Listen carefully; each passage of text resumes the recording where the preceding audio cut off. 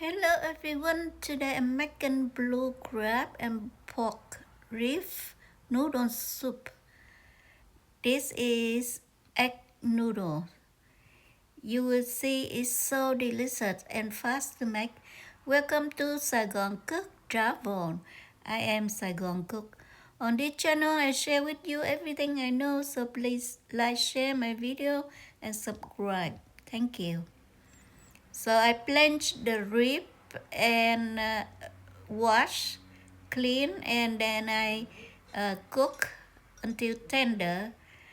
When my rib is tender, I put the crab in. Crab already clean. And when I cook the broth like that, I cook with onion, garlic, ginger, so that doesn't have any animal smell. Now I season the broth with fish sauce, salt, and ground black pepper, and that's it. Now we are present.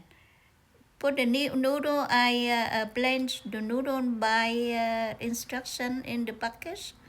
I use egg noodle store-bought, and then I put the rib and the crab on top with the green onion and cilantro, and later on the broth. That's so fantastic. Thank you for watching. Hope you like it. Bye bye.